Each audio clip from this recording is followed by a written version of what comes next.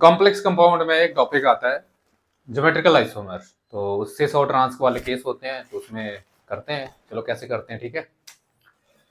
तो टॉपिक है geometrical isomer. तो ज्योमेट्रिकल आइसोमर जो होते हैं वो किस तरह से निकाले जाते हैं, पहले तो अरेंजमेंट देख लेते हैं, ठीक है। जैसे मान लो एक टेट्राहेड्रल ज्योमेट्री का केस है। यहाँ पे ए सामने सामने आ गया, अपोजिट में अगर आ गया तो इसको बोलते हैं ट्रांस, ठीक है। यहाँ पे बी भी आ जाएगा। और अगर सेम साइड आ गया मेटल के, जैसे ये दोनों सेम सेम साइड आ गए, तो इस वाले को बोलते हैं सिस। सिस और ट्रांस इस तरह से निकाला जाता है। तो अब टेट्राहेड्रल के और ऑक्टाहेड्रल के जो भी केसेस हैं उनके हम देख लेते हैं। पहले हम टेट्रा वाले 4 वाले देखेंगे। तो टेट्राहेड्रल में कैसे आप ज्योमेट्रिकल आइसोमर निकालोगे। जैसे मान लो आपको अगर सारे के सारे डिफरेंट मिल जाते हैं, ए बी सी डी चारों के चारों डिफरेंट हैं, तो आपको टोटल आइसोमर मिलते हैं 3। ये बड़ा इंपॉर्टेंट केस है, इसको समझ लो कैसे।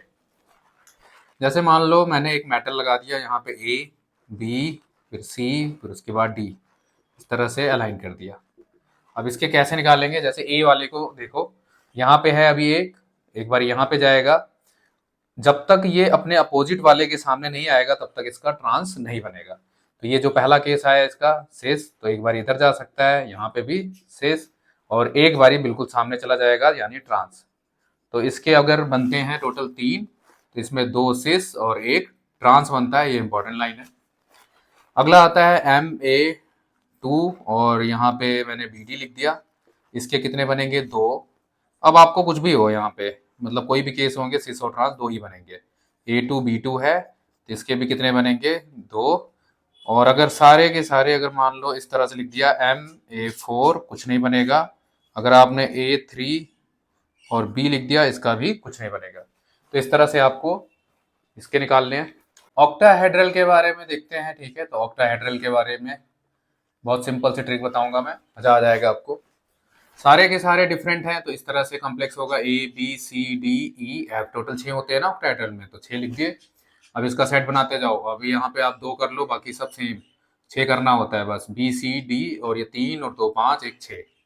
फिर उसके बाद यहाँ पे भी कर दो अब 2 2, ठीक है ना, ऐसे। फिर ये 4 और CD लिख दो, 6 हो गए।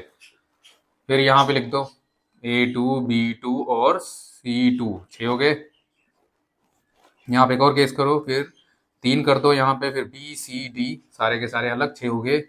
फिर उसके बाद A3, यहाँ पे B2, ये 5 और ये C। फिर ये आ जाएगा A3, फिर B3, ये भी हो गए 6।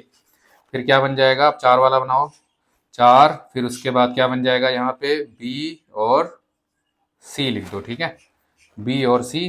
फिर उसके बाद क्या लिखना है, फिर यहाँ पे 4 तो है ही है, फिर ये डबल वाला आ जाएगा B2। फिर उसके बाद अब बन जाएगा 5 वाला, क्योंकि 3 तो नहीं हो सकता ना, यहाँ पे नंबर देखो बढ़ता जा रहा है। तो 5, फिर उसके बाद एक आ जाएगा B, फिर आ जाएंगे सारे के सारे सेम। तो ये केसेस हैं। अब देखते हैं इसके कितने कितने हो सकते हैं। भाई जो सारे के सारे अलग है उसमें हमें याद रखना है कितना, 15 ज्योमेट्रिकल आइसोमर बनेगा। कितना बनेगा भाई, 15। अब 5 और 1 कितना होता है, 6। 6 अब आपको ये सब्ट्रैक्ट करना है इस 15 से, तो कितना आ जाता है, 9। तो अब अगले वाले के कितने बनेंगे, 9 बनेंगे। तो यहाँ पे ऐसे याद रहेगा। फिर उसके बाद ये 9 आया, तो अब जो आपका गैप आया उसको डिवाइडेड बाय 2 करो, तो ये कितना आ जाता है, 3। तो अब आपको यहाँ से 3 सब्ट्रैक्ट करना है, तो कितना आ जाएगा, 6 इसके आइसोमर बनेंगे।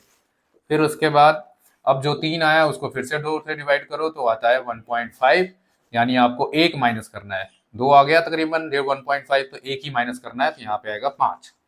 फिर आगे कोई टेंशन नहीं, आगे 1 1 माइनस करते जाओ, 4।